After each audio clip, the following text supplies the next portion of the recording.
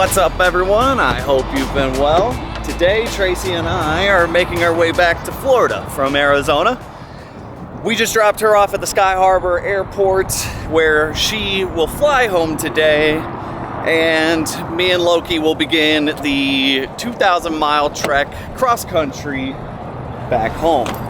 Now, before we left Arizona, we wanted to see about squeezing in one more Arizona adventure. And being that I had to drop Tracy off an hour and a half north of I-10 that I have to drive home, we looked at the map and we think we came up with a pretty interesting idea here.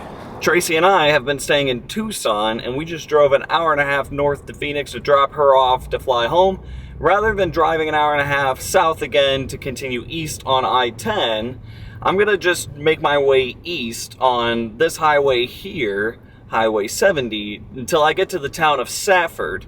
Now, just east of Safford is the Safford BLM, and that will connect Highway 70 to I-10. Now, BLM land is land that is designated for public use, and it is maintained and operated by the Bureau of Land Management.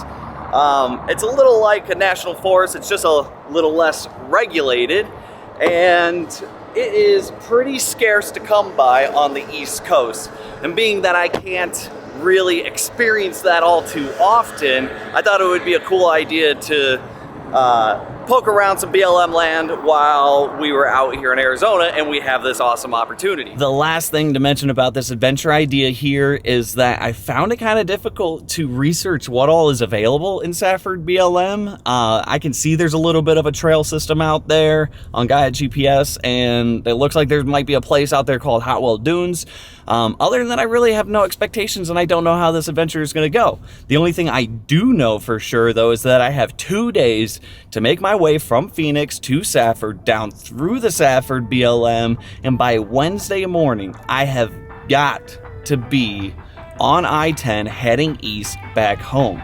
I have a 2.5-hour drive now. I'm just about to leave Phoenix. I will see you guys back when I get to Safford.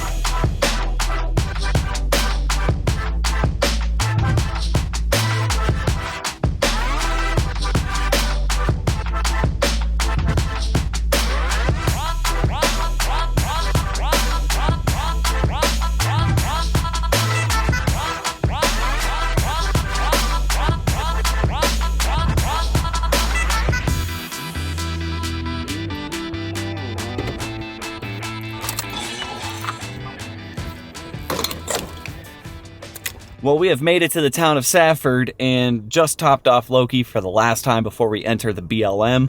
I've just picked my entrance on Gaia GPS. I'm shooting for an entrance kind of sort of right down the middle of the BLM. The sun is going to be setting in about an hour, so I really kind of just want to make quick work, get in there, get a camp set up, and looks like we might be able to find a place maybe near Dry Mountain. Looks like there's a little bit of a mountain range on the east side of the BLM land, so we'll figure that all out when we get there, but it's only a short 15-minute drive from here.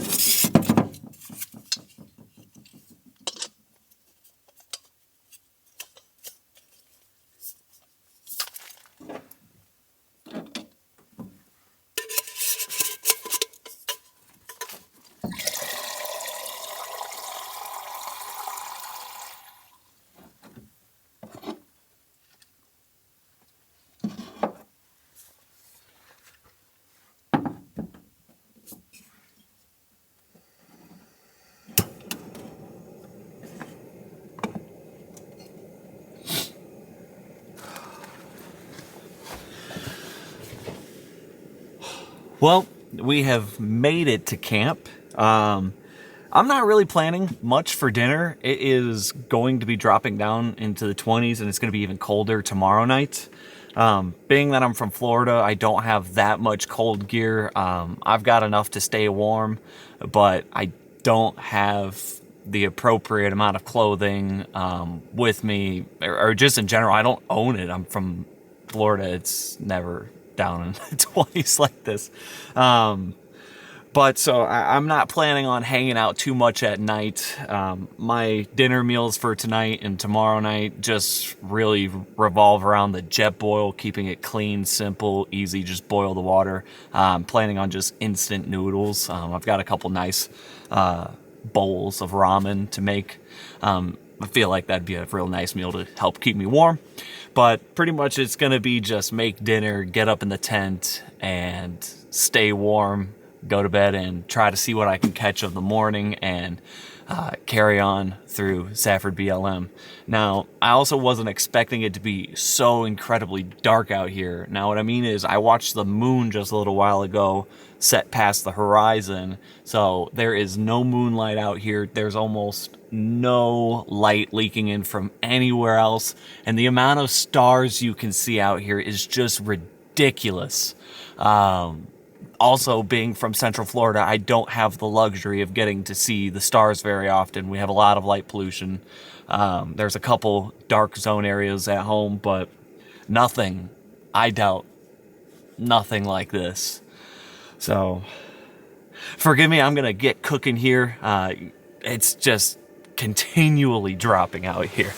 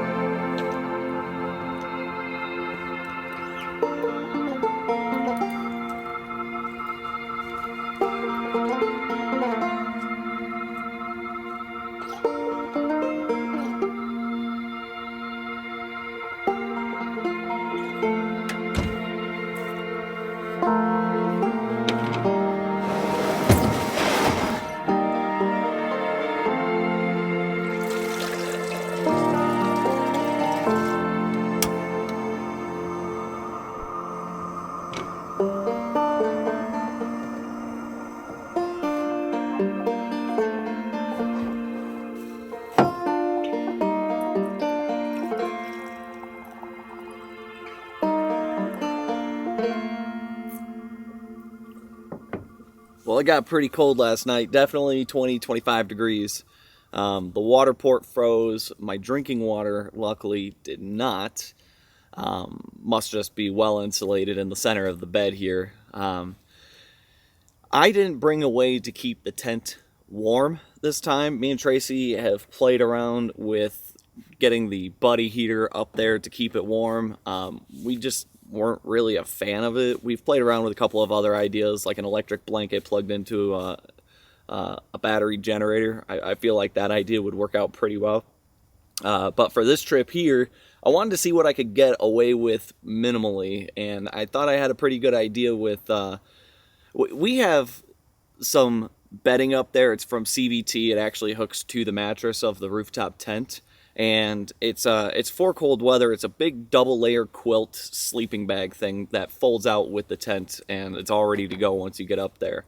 But the problem is that it's cotton, and the problem with cotton is that, you know, there's a phrase, cotton kills, and that's because as you start to sweat at night because you're warm, you sweat into the cotton then gets wet, you just become damp while you're sleeping, and then you become colder than you would have been. So what I did was I stuffed my regular synthetic down sleeping bag up underneath that big cotton quilted blanket up there, and bundled myself up. It's a mummy bag. It's a real nice sleeping bag, and that underneath those cotton quilts, I was absolutely perfectly warm. I was able to slide in underneath the good bit to where I could get one of the blankets kind of draped over my face a little bit. That way I could kind of keep my face warm. And it worked out a lot better than I thought it was going to. And I was pleasantly surprised. But I'm now thankful that the sun is warming me up back here. It is... The worst part about it was that I had to get up and start moving in the cold. But it was perfectly fine. But I'm going to get breakfast taken care of here. I want to get going and start seeing what we can find as we make our way down south through the Safford BLM.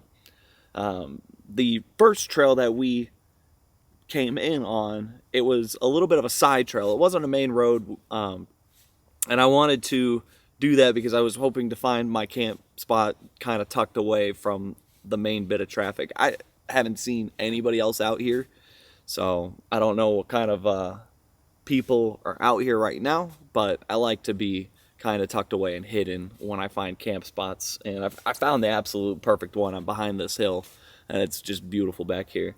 But I'm going to get breakfast taken care of, and we'll see what we can do as we start making our way down.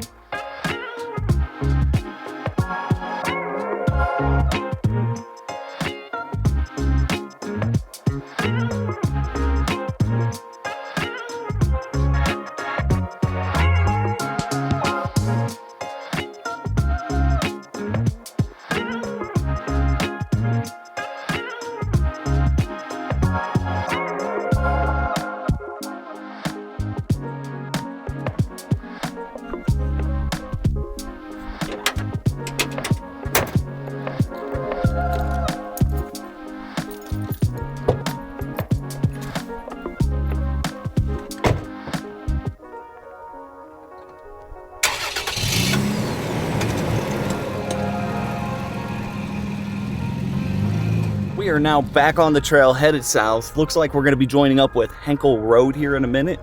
When I look at Henkel and Gaia, it looks like it's like the main drag through Safford BLM. I don't know if it's a main grade road or maybe it's even a paved road.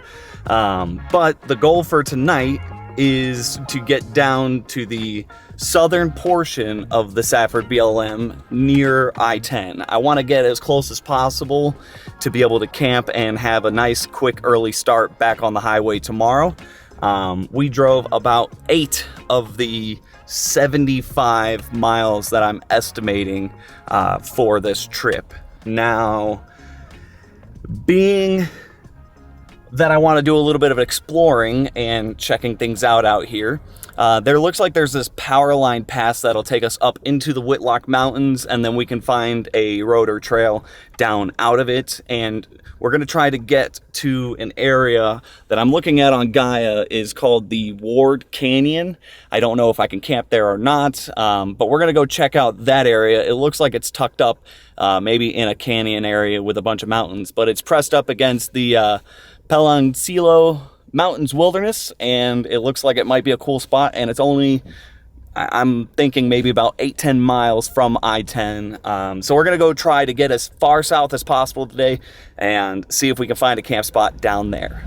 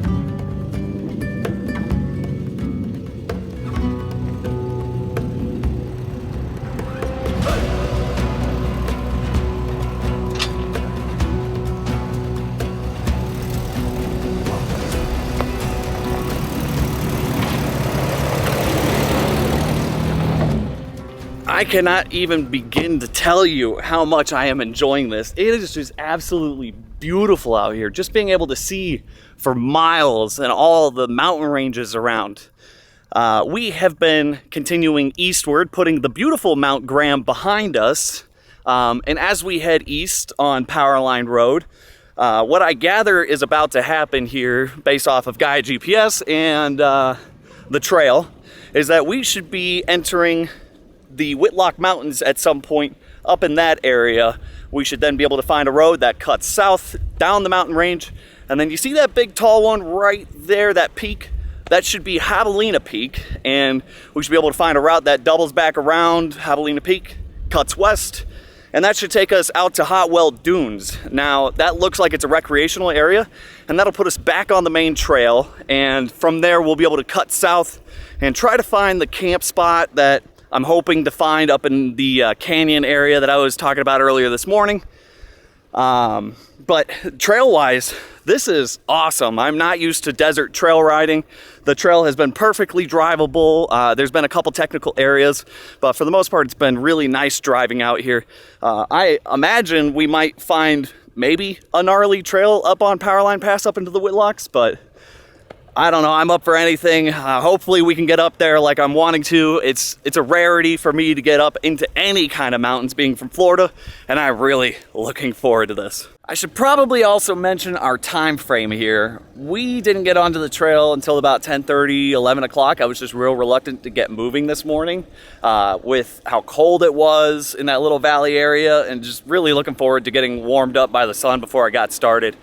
It is now 1 o'clock and we are halfway down Powerline Pass up to the foothills of the mountain range there.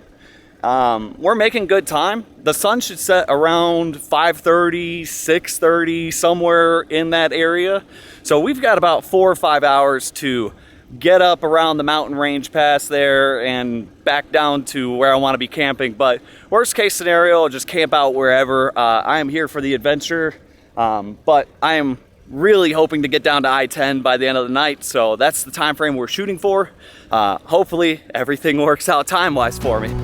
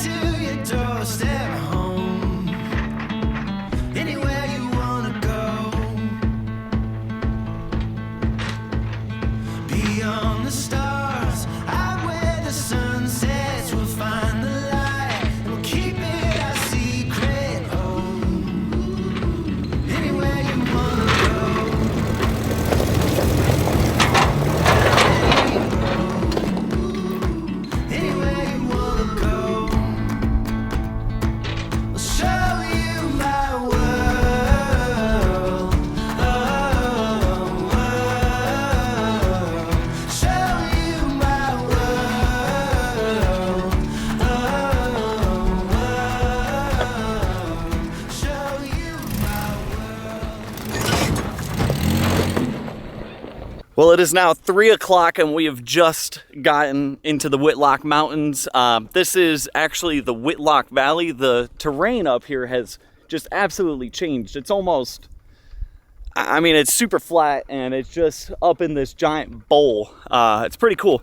We've actually ended up in state trust land. I hope that's all right. I didn't notice earlier that we were gonna cut in, go south, and then leave westward.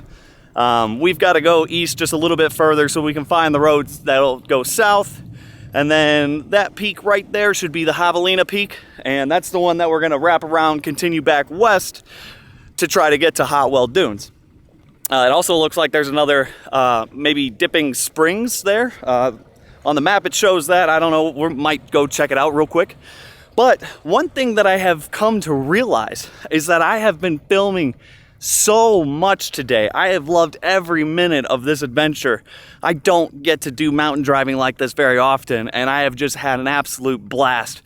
But what I've come to realize is that if I'm filming for another 3, maybe 4 hours, the way back down and down to Hotwell Dunes, and then over to the camp spot for the night, this video is going to become incredibly long. So what I'm gonna actually do is I'm gonna split it off right here, sweet in the middle. We've made it up to Whitlock Valley. The next episode will be us leaving Whitlock Valley to go do the rest of the adventure plan. So I'm gonna leave you guys off right here.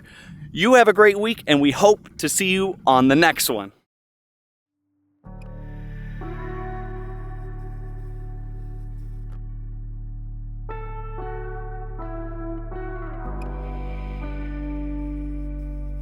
To learn more about us and find out ways to help support the adventures, visit our website, sunshinestatevikings.com. And to keep up with our adventures, be sure to subscribe and hit the notification button, and follow us on Facebook and Instagram at Sunshine State Vikings.